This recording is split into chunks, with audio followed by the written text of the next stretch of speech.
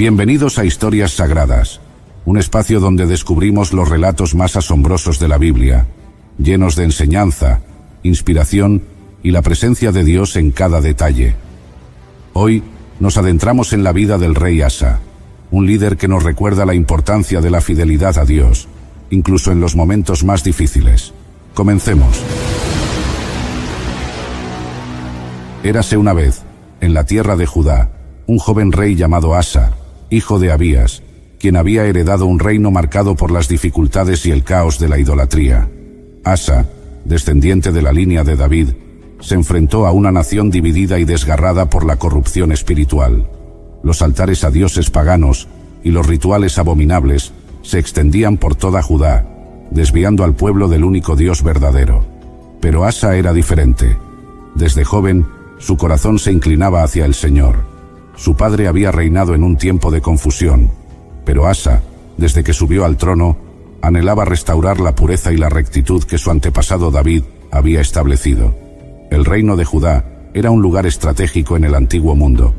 Rodeado por enemigos y pueblos que buscaban someterlo, Asa comprendió que si Judá quería sobrevivir, no solo necesitaba fuerza militar, sino también la bendición de Dios. Así, al asumir el trono, en su tercer año de reinado, Asa comenzó una transformación. Con solo 41 años de edad, pero con una determinación inquebrantable, se dispuso a hacer lo que era recto ante los ojos del Señor, confiando en la promesa que Dios había hecho a su pueblo. Y todos los días, Asa se dedicaba a restaurar el orden espiritual en Judá. El rey derribó los altares paganos que su pueblo había levantado en las colinas y en los lugares altos. Destruyó las imágenes y los pilares de los dioses falsos que provocaban la ira del Señor. Asa no solo eliminaba estos símbolos físicos, sino que también convocaba a todo el pueblo de Judá a volverse al Señor, el Dios de sus padres, para que guardaran su ley y sus mandamientos. La dedicación de Asa era ferviente, y su corazón anhelaba que el pueblo caminara en los caminos de Dios. Cada día, Asa caminaba por las ciudades de Judá, ordenando la purificación de sus tierras. En su mente, comprendía que la fidelidad a Dios sería la clave para preservar su reino. Pero Asa no solo se preocupaba por la espiritualidad de su pueblo, también era un rey sabio en asuntos militares. Aunque Judá estaba en paz durante esos primeros años, Asa sabía que la amenaza de guerra nunca estaba lejos. Así que fortaleció las murallas de las ciudades, dotó de armas y escudos a su ejército y organizó una fuerza de combate imponente.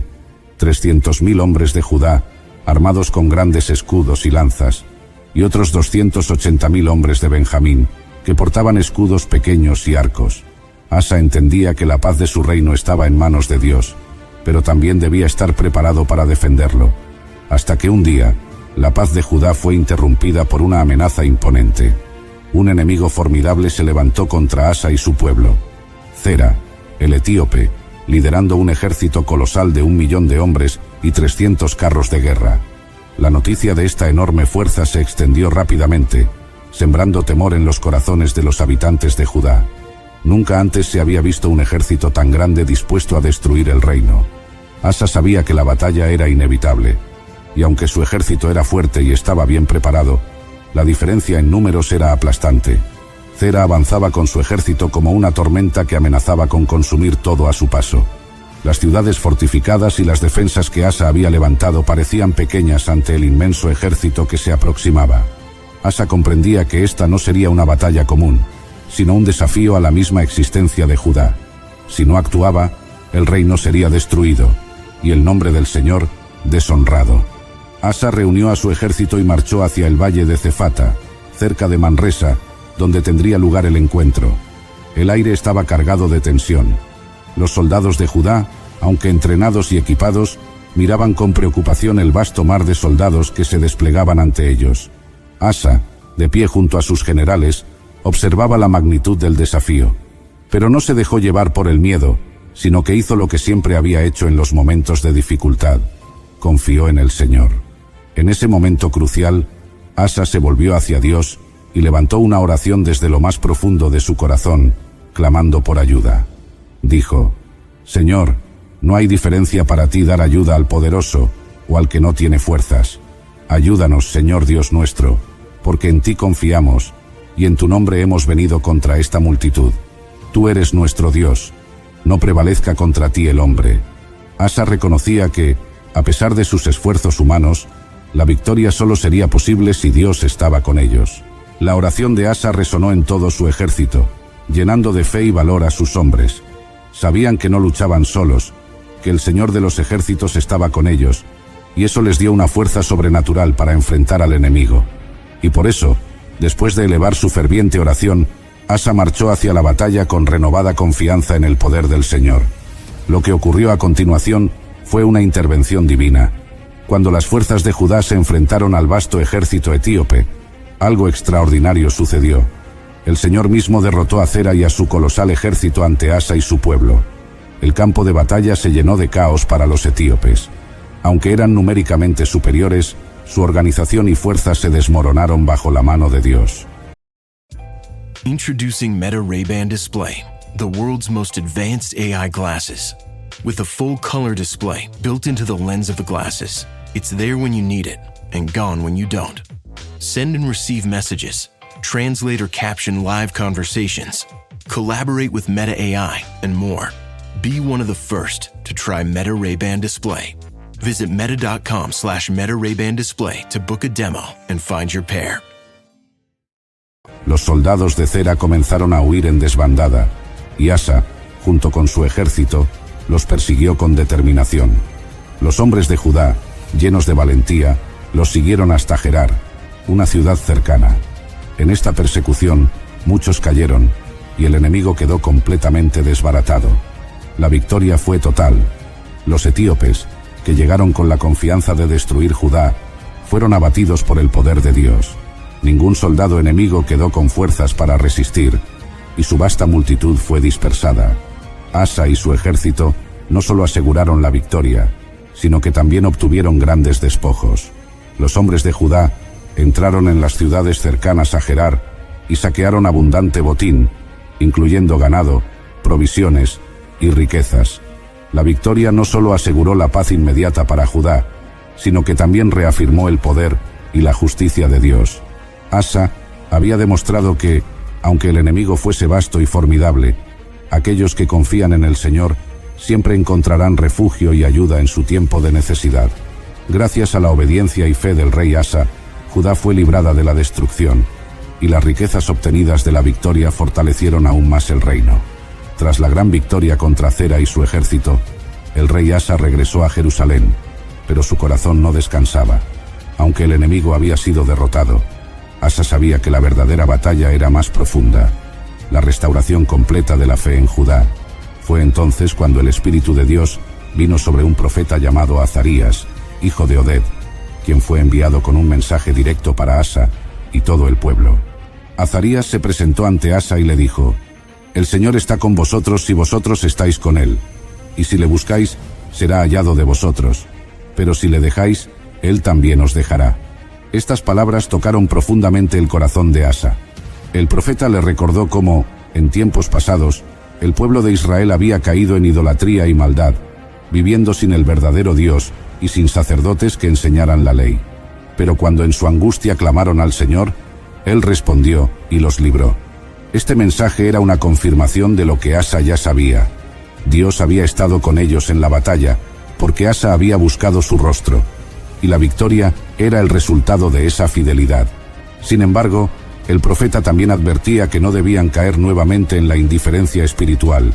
Asa, con renovada determinación, se comprometió a seguir guiando a su pueblo hacia una verdadera restauración espiritual. Entonces, Asa actuó con firmeza. Inspirado por el mensaje del profeta, convocó a todo Judá y a las tribus de Benjamín, así como a aquellos que habían venido de las tribus de Efraín, Manasés y Simeón, quienes habían abandonado el reino del norte porque veían que el Señor estaba con Asa. Asa lideró a todo el pueblo hacia una renovación del pacto con Dios. Derribaron los altares de ídolos que aún quedaban, eliminaron los lugares altos de adoración pagana, y se comprometieron a buscar al Señor con todo su corazón y alma.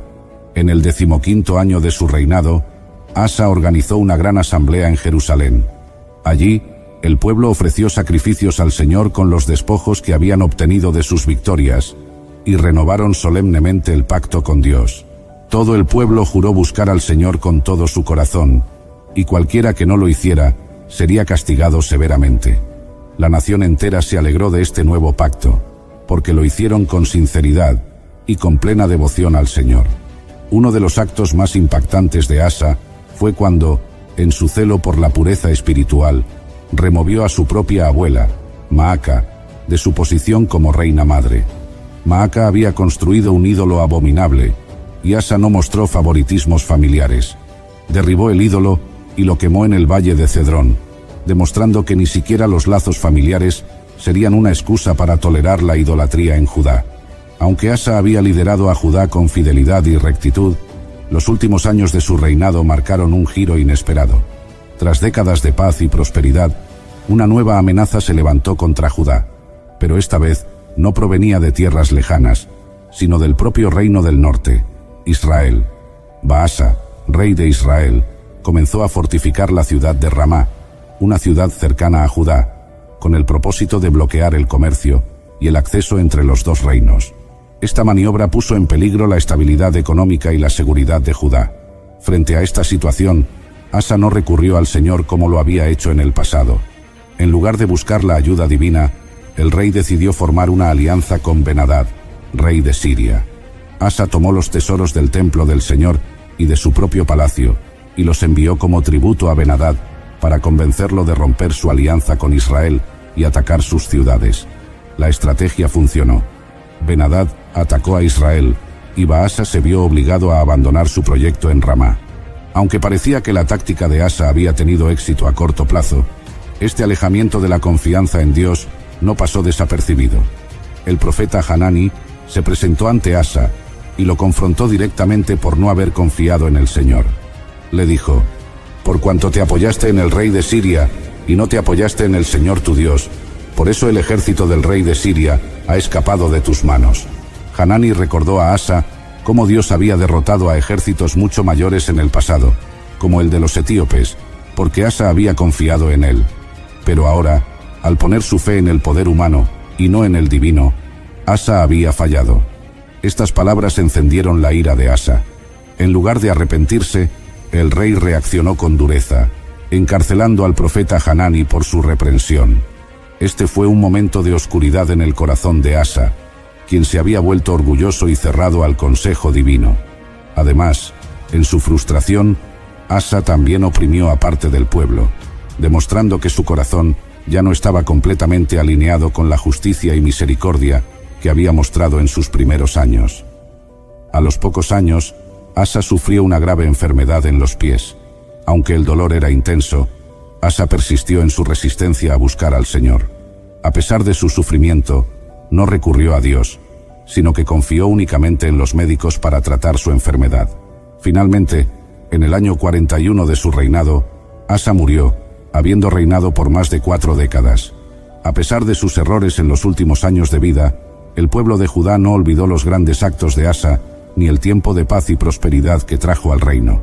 Cuando murió, lo sepultaron con gran honra en un sepulcro que él mismo había preparado en la ciudad de David. En su funeral, se encendieron grandes cantidades de incienso en su honor, y el pueblo recordó su legado de devoción en sus primeros años y los cambios profundos que había traído a Judá. La enseñanza que nos deja la historia del rey Asa es una profunda lección sobre la fidelidad y la confianza inquebrantable en Dios. Asa comenzó su reinado con un corazón íntegro, dedicando su vida y su gobierno a restaurar la adoración al Señor y eliminando la idolatría de Judá. Bajo su liderazgo, el reino prosperó y gozó de paz, porque Asa supo buscar a Dios en los momentos de crisis y confiar en Él para obtener victorias milagrosas. This episode is brought to you by LinkedIn. Healthcare professionals can lead their careers with LinkedIn. Discover jobs by specialty, preferred shifts, and even desired salary. From mental health therapists to radiology technicians, it's now faster and easier for healthcare professionals to find the right fit. Learn more at linkedin.com/healthcare. Side effects may include faster job placement, improved work-life balance, and increased career satisfaction. Como aquella contra el enorme ejército etíope. Sin embargo, la historia de Asa también nos enseña sobre los peligros del orgullo y la autosuficiencia. En sus últimos años, Asa se desvió de ese camino de confianza plena en Dios, poniendo su fe en alianzas humanas y recursos terrenales. Su negativa a escuchar la reprensión de los profetas y su endurecimiento del corazón en medio de su enfermedad muestran que incluso aquellos que comienzan bien, si no perseveran en la fe, pueden alejarse del propósito divino. El legado de Asa nos recuerda que la clave para una vida de éxito y propósito, tanto en lo personal como en lo comunitario, es la dependencia constante de Dios. No importa cuán fuerte o sabio uno pueda llegar a ser, la verdadera victoria siempre proviene de una confianza humilde y continua en el Señor. Las decisiones que tomamos cuando enfrentamos dificultades, sean grandes o pequeñas, reflejan dónde realmente hemos puesto nuestra confianza. En la majestuosa y decadente Babilonia, el esplendor y la sombra de antiguos reyes danzan en un baile eterno de poder y presunción. Belsasar, coronado en ambición, desoye los ecos de la historia y desafía a los cielos. En una noche destinada a ser legendaria, organiza un festín que reta a los dioses, bebiendo de los sagrados vasos de oro y plata robados del templo de Jerusalén. Música y risas inundan los salones hasta que una mano espectral, emergiendo de la penumbra, graba palabras de juicio en la pared del palacio. El festín se torna en desconcierto. Nadie puede descifrar las ominosas letras. El miedo se apodera de los corazones, mientras Belsasar promete riquezas y poder al que revele su significado. Surge una voz del pasado.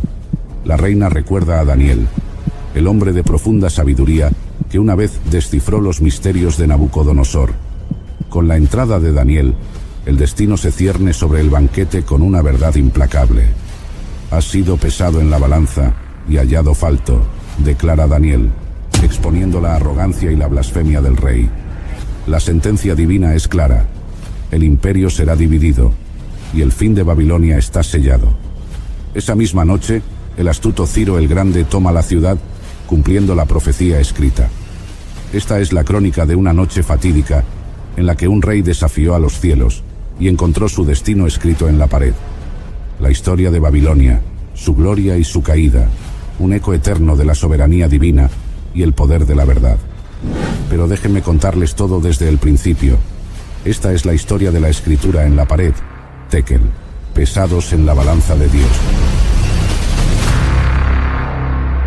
Han pasado casi 7 décadas desde que Nabucodonosor, el Grande, llevó a cabo el segundo y devastador asalto a Jerusalén, marcando el inicio de un imperio en el que la gloria y la decadencia danzaban al compás de los años. Desde entonces, Babilonia había visto pasar a reyes y reinas, cada uno dejando su marca en la crónica del tiempo. Evil-Merodach, Neriglisar y Labasi-Merodach, cuyos breves reinados tejían la historia de una dinastía destinada a enfrentar el ocaso. Nabónido, el erudito, había ascendido al trono, llevando consigo a su hijo Belsasar como corregente, un joven rey cuya ambición y sed de poder reflejaban la antigua grandiosidad de Nabucodonosor, pero cuyas acciones pronto resonarían con una nota discordante.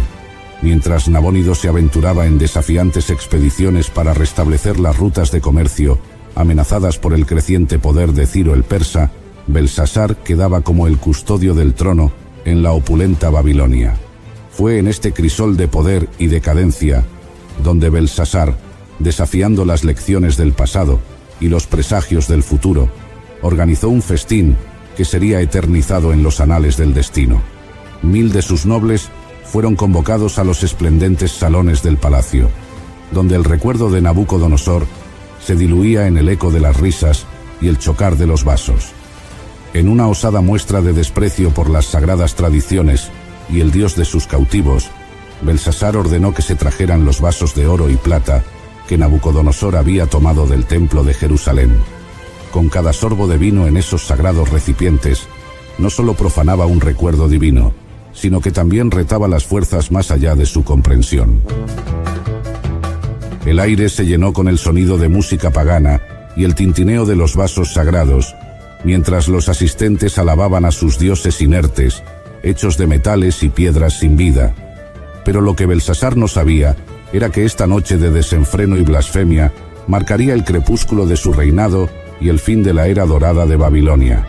La sombra de su antecesor, Nabucodonosor, que había aprendido a reconocer la soberanía divina tras años de locura y humildad, parecía un mudo testigo ante la imprudencia de un rey que no entendía que cada acción es pesada por una balanza más grande que cualquier imperio terrenal.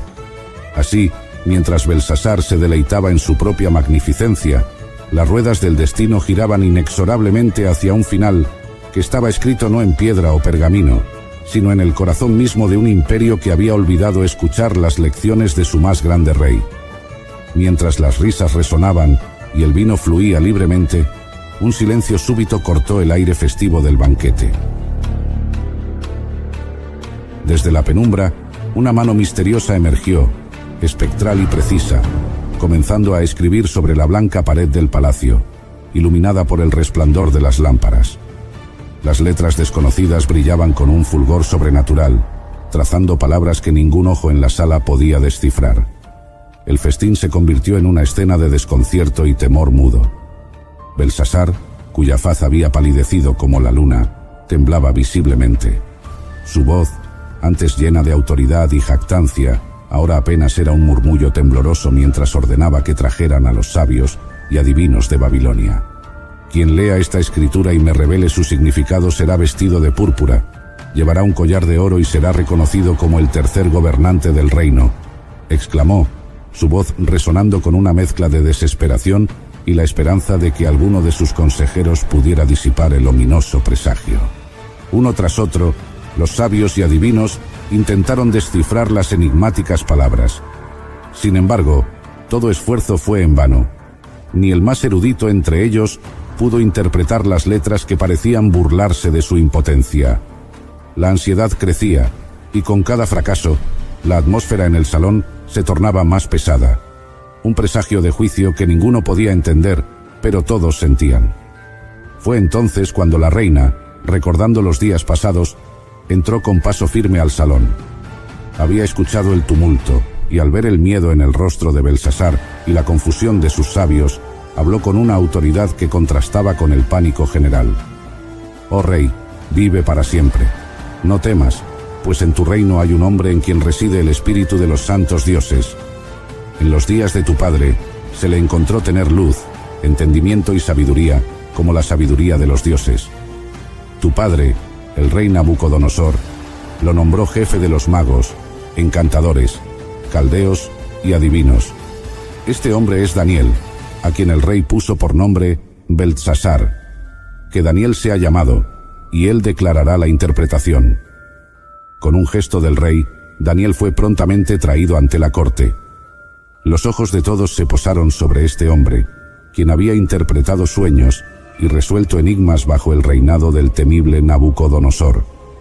Ahora, ante el desconcierto de una nueva generación, se esperaba que revelara el misterio escrito en la pared, un mensaje que decidiría el destino de Belsasar y de todo el imperio babilónico. Cuando Daniel fue traído ante el trémulo Belsasar, la atmósfera del salón estaba cargada de una expectativa palpable. Todos los ojos estaban puestos en el anciano, cuya reputación como intérprete de sueños y visiones precedía su entrada.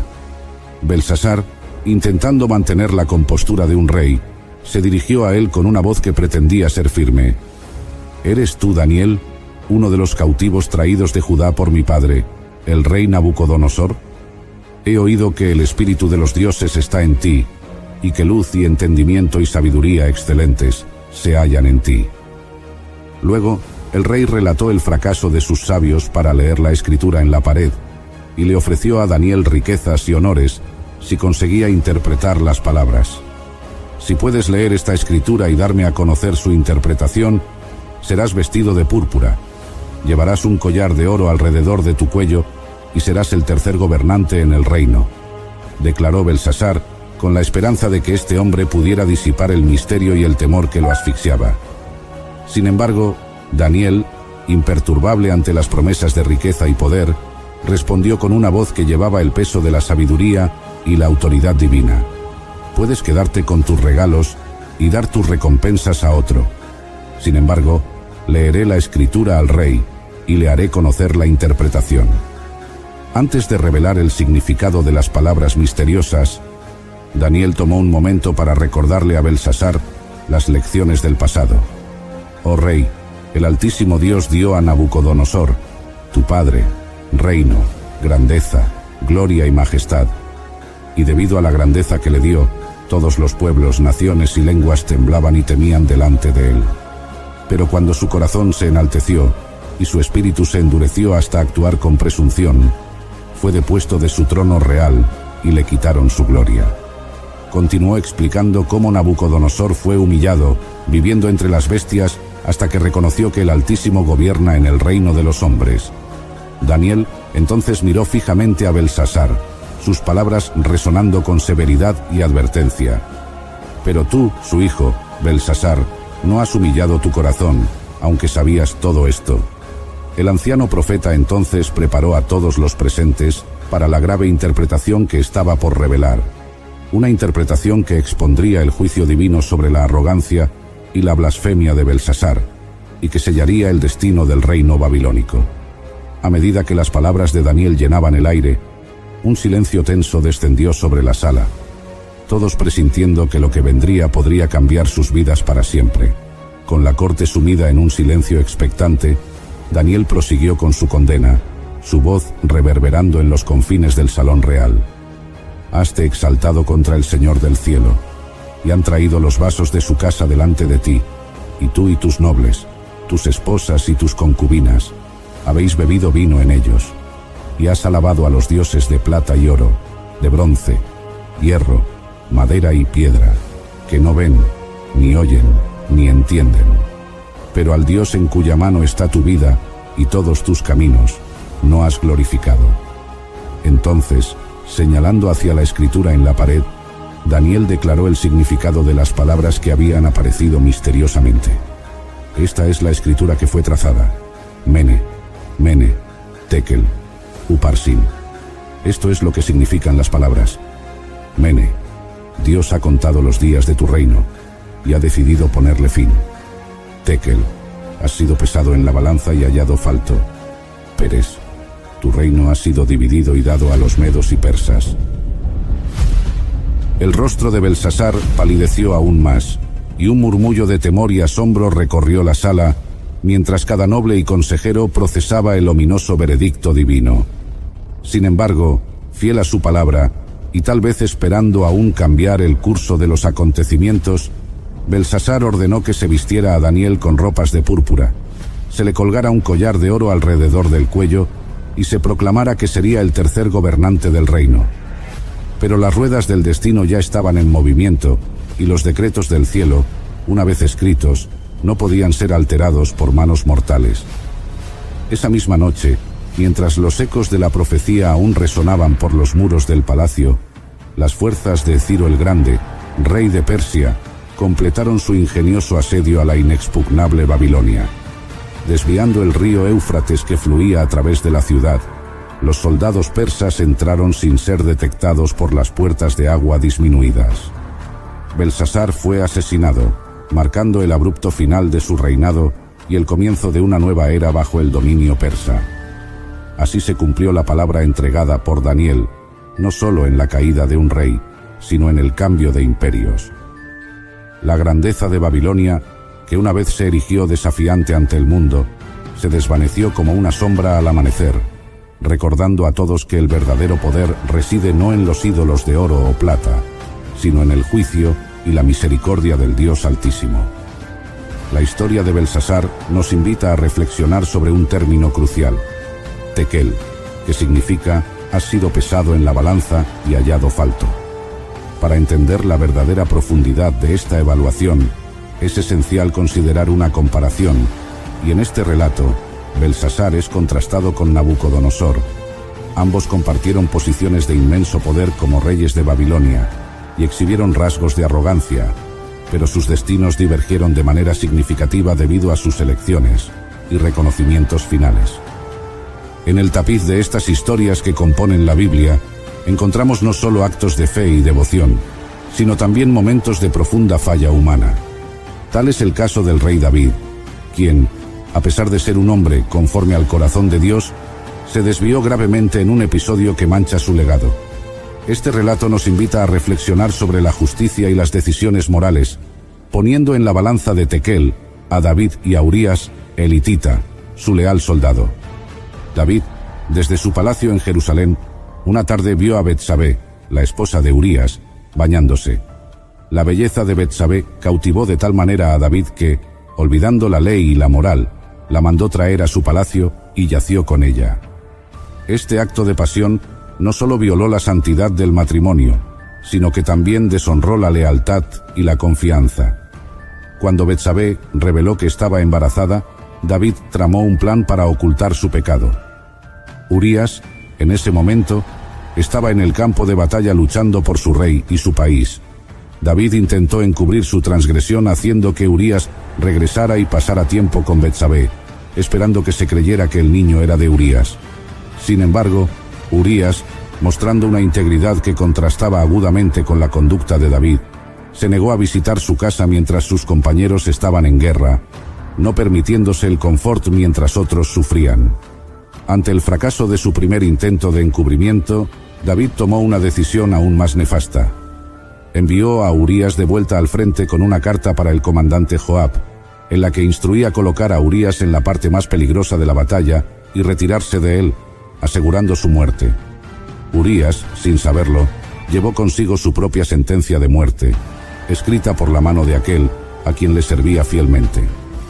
Ahora, si colocamos a David y a Urías en la balanza de Tekel, es evidente quién es hallado falto.